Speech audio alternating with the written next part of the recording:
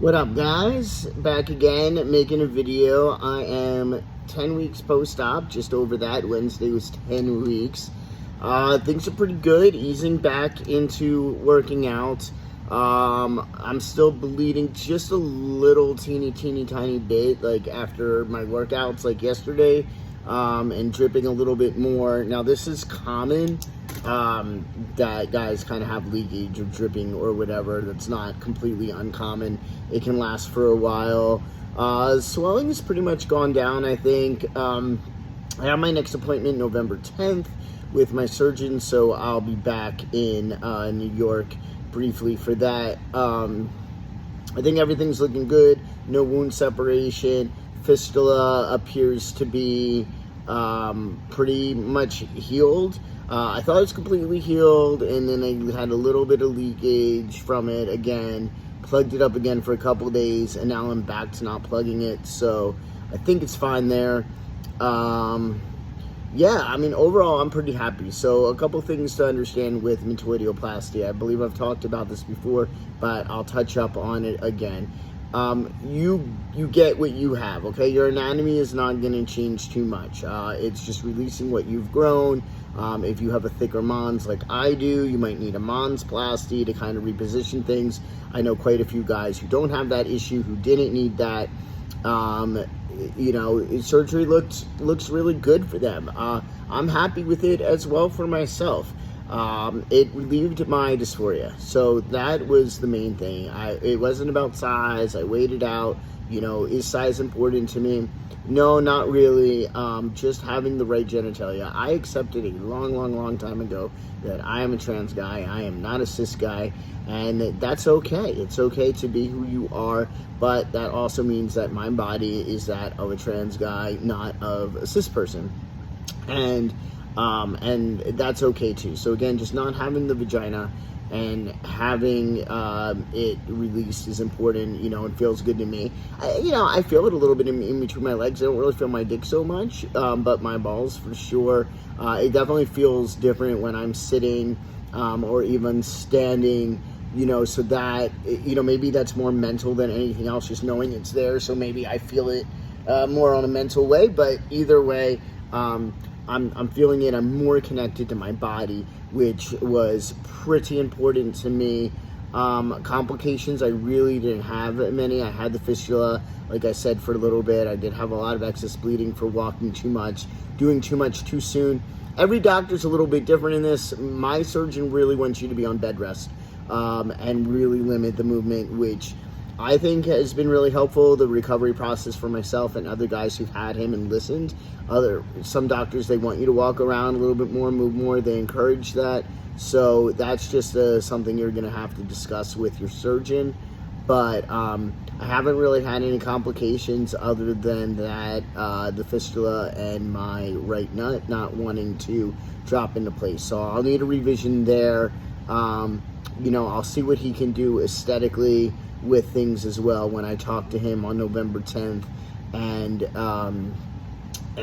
then a monsplasty. Like I said, I also plan to get surgery for my loose skin. I have a lot of that, and just focusing on weight loss and being lean and healthy. So with metoidioplasty, the leaner you are, the better, because it is small, and you know, you want to see it in the mirror and everything. So it's just better if you're leaner. But it's not a requirement. I know heavier guys who've gotten it and are happy. Another reason, though, you do want to be leaner, ideally, too, especially if you're somebody like me who have big thighs, is because your balls are going to drop if you do get implants and you do get scrotumplasty, and that's going to be in between your legs. So you're not going to want, like, huge thighs.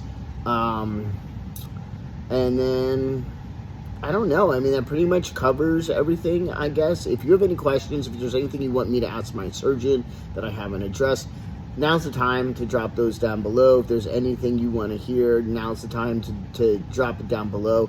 Probably not going to be making too many more videos on this because I really think I've covered everything. I'll probably talk about my revisions and all that. But again, I'm happy. I wanted it to alleviate my dysphoria. That was the biggest issue for me, and it has. You know, I don't have a girlfriend, so I'm not being intimate with anybody, but it'll be fun to explore that side of me for sure. You know, it's like being a virgin all over again, really.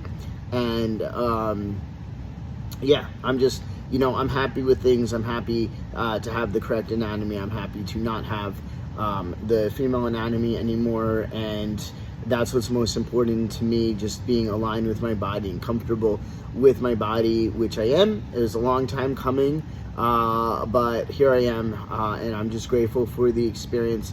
It's definitely not easy being trans, for sure, just having that disconnect between your mind and your body every day of your life. And so it's really a blessing to live in a time period where we do have medication and surgery available to help treat this and help align us. So that's just been a game changer for me, and now it's just having fun with my new anatomy. I still can't pee through the fly. I'm probably not going to be able to, again, because of my size. But just dropping my pants is fine. I'm not really anywhere where I can't go into a stall and drop my pants. And again, that's like not sitting.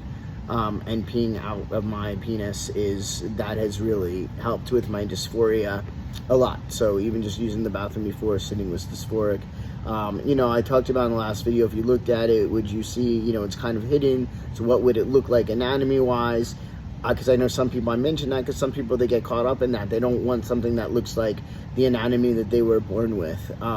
But again, it changes for everybody. Mine is just, I have a lot of skin there and I have a lot of fat. So if you're a lean person, if you already are prominent, right, you already like, you don't have a lot of skin, you can already see what you've grown. It's just gonna look better. So just think micro penis. But again, if you want ideas, you can go on Reddit. Reddit's a great place. There's a metoidioplasty subreddit on that, trans bucket. That's what I did, you know, maybe groups on Facebook if people are willing to share and see for yourself, so you get an idea. But I personally love the surgery. I love having natural erections. And again, it wasn't about size for me. So there's pros and cons, and I'm happy with all of the pros of metoidioplasty, which is why I went with it. I think I've pretty much covered everything. I'm trying to keep these minutes less than 10 minutes, these videos less than 10 minutes. But if you have any questions, if there's anything you want me to address that I haven't addressed already, please drop it below. Like, this is why I make these videos. So I'm here to answer your questions. I'm here to be helpful in any way I can. And I guess my next video, I'll just probably update you after my appointment. Yeah. All right.